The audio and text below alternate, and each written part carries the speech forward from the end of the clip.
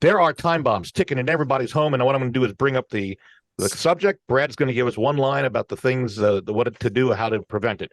Here we go.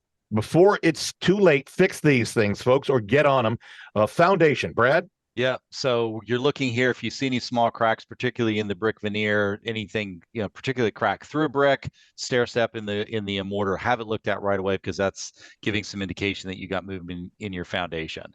Okay. The roof. I think the biggest thing with the roof, I would tell you, look at the bottom of your downspout, see whether or not you've got a lot of little granules. If you've got a lot of granules that are down there, you've got, your roof is getting to the end of its life. You want to take a look at your roof too, make sure that don't have any damaged shingles or missing shingles, particularly with the windstorms that we've had recently. People aren't paying attention to the fact that the roofs are damaged, but you got to take care of that now. Septic system. Septic systems, I think that's just a maintenance item for those people who are on septic. Depending on the size of the house and the number of people in the house, you'll have to maintain that or have that system pumped every, 3 years or so. Yeah.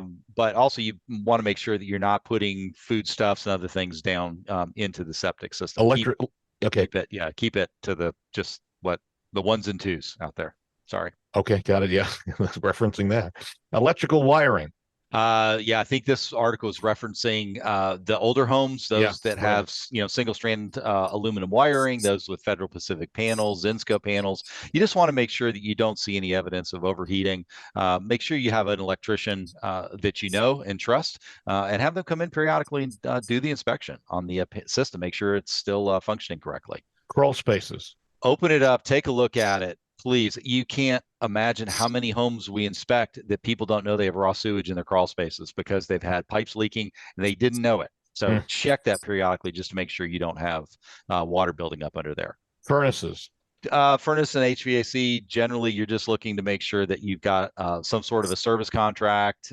It's a whole lot cheaper to maintain the system than it is to replace the system. Have it inspected by a competent tech twice a year. Your deck out back. Yeah, decks can be scary. You need to make sure they're maintained. Any damaged wood is taken care of. Reseal it.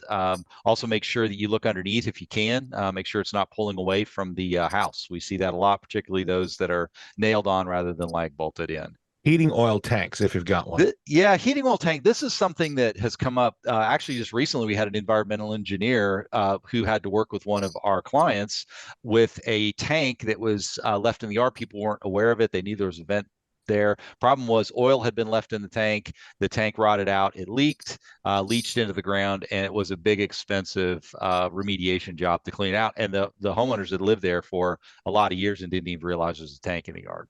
Dryer vents. Yeah, dryer vents. This is something you want to keep them cleaned out. Make sure they're not kinked. I know, Bob, we looked at that one picture of that, the flexible pipe, flexible hose back behind the dryer. That should be a straight run. It should not be any bends immediately coming out of that dryer. You got to make sure that the air flows and the lint doesn't build up. Yeah, that was Jen's house, and that's right. Work on that. Yeah.